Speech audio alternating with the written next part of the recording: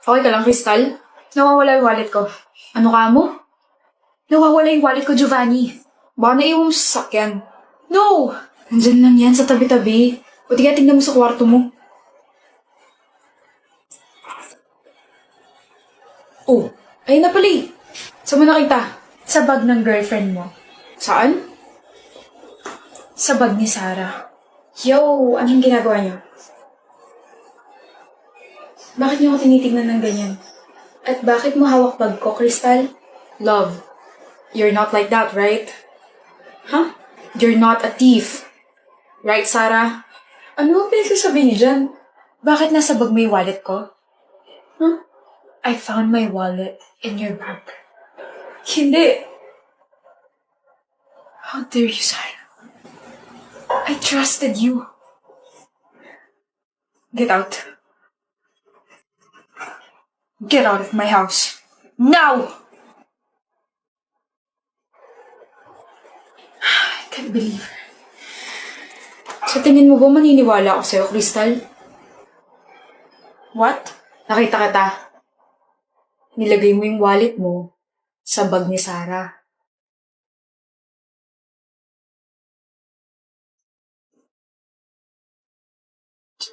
Giovanni, I can explain. Don't worry. I'm on your side. I'm so sick of her. And now, I have a reason to get rid of her. Good job, Krista.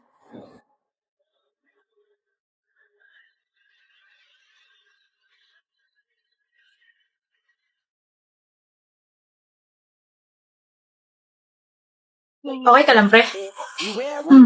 Okay ka lang? Hindi eh. Niisip ko lang girlfriend ko. Si Bella? Ano meron? Hindi na ata ako mahal nun eh. Huh? Birthday niya na Thursday, di ba? Binigyan ko siya ng regalo kaso...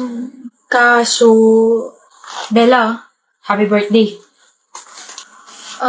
Gawa ko yan. Hindi mo ba pipicturean or i-IG story kasama ako? Di ba ganun ginagawa mo kapag may binibigay ako sa'yo? Hindi na okay na yan. Ano bang tinitignan mo? Someone gifted me this pretty necklace. Sobrang tagal ko nang gusto nito. But you said you love flowers so I made you those. Babe, flowers na totoo, hindi ganyan. Gusto mo naman ng mga ganyan dati, di ba? Magagamit ko ba yan? Quiet ka muna and let me just appreciate this pretty necklace. Kinikilig talaga ako. A simple thank you will do pero wala eh. Baka time na para maghanap ka ng iba, pre. Tingin mo? Oo. Para ano? Para mapunta sa'yo? Ano? Para sa'yo. Oh my gosh. Hihintayin kita, Bella.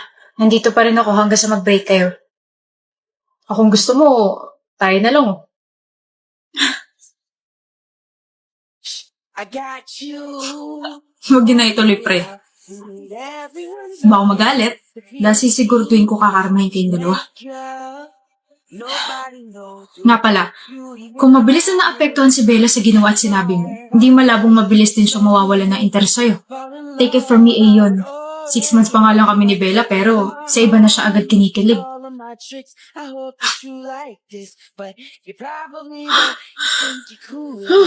Sabi ko nga, wag na eh. Nakakatakot talaga siya. Diyan na inaantok ako. Anong gagawin ko? Pwede bang humilig sa balikat mo? May desk ka naman, Shelo. Gagawin mo pa akong una. Mangangalay kasi bato ko. No. Nga pala, alam mo ba inaasar tayo ng mga blockmates natin? Huh? Sabi bagay daw tayo. Tao tayo. Pauwi ka na, Janelle? Oo, may inaantay lang. Boyfriend mo? Yep. Bakit ikaw ang nag-aantay sa kanya? Dapat siya ang nag-aantay sa'yo. Kung ako siya, hindi ko gagawin yun. Sabay din ba kayo bukas? No, maaga uwian niya. Kung ganun, pwede bang tayo na lang sabay umuwi? Hatid kita sa bahay niyo. No. Dali na. Ang word kasi parang, I need to protect you. Tsaka nababother talaga ako na pinag-aantay ka ng boyfriend mo. Ayaw mo nun? Blockmate mo na nga ako. May kasabay ka pa. Weird din na sinasabi mo sa akin yan, nababother ako kasi kanina ka pa nangungulit. Bakit bang sungit mo? Kasi may boyfriend ka? Wala namang mali siya. You can take no for an answer? Uncomfy ako around you, ayan sinabi ko na. Baka pwedeng tigilan mo na ako. Arte mo ah. Oo, maarte talaga ako. Ako na nga nag-i-insist na ihatid ka. Nag-iinarte ka pa? Hindi mo ba alam na ang dami naghahabol sa akin tapos tatanggihan mo lang offer ko? Ang dami may gustong kasabay ako pa uwi. Tapos ikaw naman na hindi kagandahan, gaganyanin ako. Hindi ko alam eh, sino ba humahabol sa'yo? Mga tanod? Nakakatawa yun ha? Nakakatawa yun? Medyo. Gusto mo bang mapahiya? Aray! Ay, sorry. Mukhang ikaw na yung napahiya. Sino ka ba ha? King. Boyfriend ni Janelle. Mukha kang paapre. Ge, una na kami ha. Tara babe.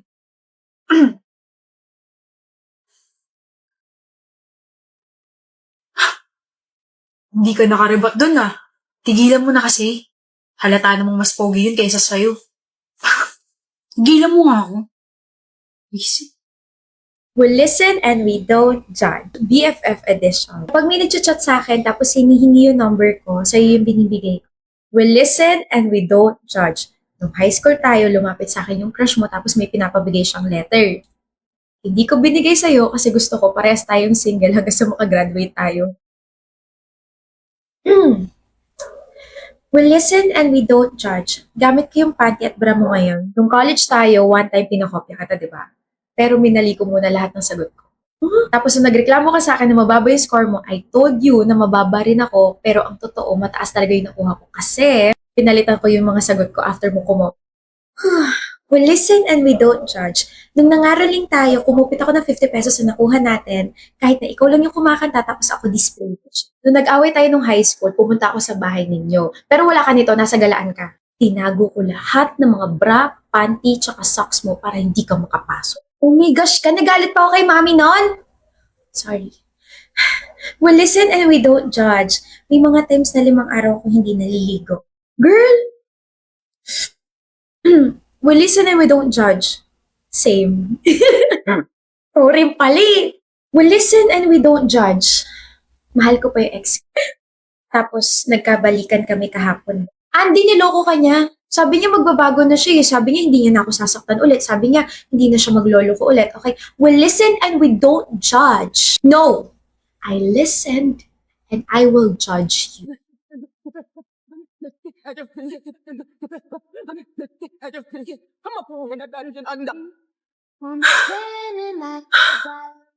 Tapos ka naman, Ermo.